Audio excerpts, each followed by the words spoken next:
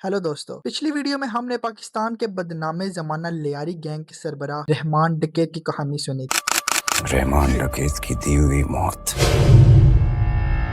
आज हम बात करेंगे अपने पड़ोसी मुल्क के एक ऐसे गैंग की जिसने न सिर्फ इंडिया बल्कि पूरे जनूबी एशिया में खौफ की फिजा कायम कर दी। हम बात कर रहे हैं बिश्नोई गैंग की, एक ऐसा नाम जो एक बैनुल-अक़वामी दहशतगर्द नेटवर्क बन चुका है। बिश्नोई गैंग की कहानी किसी कच्ची आबादी से नहीं बल्कि चंडीगढ़ के एक महंगे और मारूफ कॉलेज कैंप से शुरू हुई। लॉरेंस बिश्नोई, जो कि एक अमीर जमींदार का बेटा था, कानून की तालीम हासिल कर रहा था, लेकिन पढ़ाई की बजाय वो स्टूडेंट पॉलिटिक्स, झगड़ों और ताकत के खेल में उलझता चला गया। 2010 में पहली बार फायरिंग के एक वाक़े के बाद वो जेल पहुंचा और यही वो जगह थी जहां से एक खूनी नेटवर्क ने जन्म लिया। हैरान की बात यह है कि लॉरेंस बिश्नोई पिछले 10 सालों से इंडिया के एक सख्त तरीन जेल में कैद है। इसके बावजूद वो इनक्रिप्टेड एप्स के जरिए दुनिया भर में फैले अपने तकरीबन 700 शूटर्स को एक कंपनी की तरह कंट्रोल करता है। कनाडा में बैठा गोल्डी बरार और दुबई में बैठा मौजूद इसका भाई अनमोल बिश्नोई इस गैंग के गैर मुल्की ऑपरेशन संभालते हैं।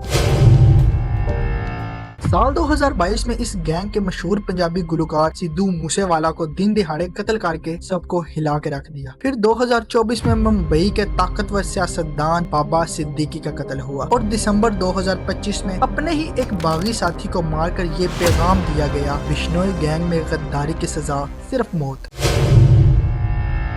बिश्नोई गैंग और बॉलीवुड अदाकार सलमान खान की दुश्मनी 1998 के काले हिरन के शिकार के केस से जुड़ी हुई है। बिश्नोई समाज में काले हिरन को मुकद्दस माना जाता है और लॉरेंस बिश्नोई ने इस मामले को मजहब और अना का मसला बना लिया। सलमान खान के घर पर फायरिंग और मुसलसल जान से मारने की धमकियों ने इन्हें मुल्क के सख्त तरीन सिक्योरिटी में रहने पर मजबूर कर दिया। ये गैंग सिर्फ सलमान खान तक महदूद नहीं रहा, बॉलीवुड और म्यूजिक इंडस्ट्री इसके लिए एक आसान हदफ बन चुकी है। सिंगर एपी ढिल्लों और गिप्पी ग्रेवाल के घरों पर फायरिंग सिर्फ इसलिए की गई क्योंकि वो सलमान खान के करीब समझे जाते थे और ये गैंग फनकारों से भत्ता मांगता है और इनकी सूरत में मौत की धमकियां देता है। बिश्नोई गैंग का तरीका वारदात इंतहाई प्रोफेशनल है। ये गैंग ज्यादातर कम उम्र और नए लड़कों को इस्तेमाल करता है। सोशल मीडिया के जरिए इन्हें ट्रेनिंग दी जाती है और जदीद हथियार यहाँ तक AK-47 भी फराहम की जाती है। कत्ल के बाद शूटर गायब और गैंग फेसबुक पर जिम्मेदारी भी कबूल कर लेता है। सितंबर 2025 में कनाडा ने बिश्नोई गैंग को बाज़ाब्ता तौर पर एक दहशतगर्द तंजीम करार दे दिया। कैनेडियन पुलिस का इल्जाम है कि ये गैंग वहाँ सिख लीडरों को निशाना बनाता है, ताहम इंडिया ने इन इल्जामात को मुस्तरद करते हुए इसे सिर्फ एक मुजरिमाना गिरोह करार दे दिया।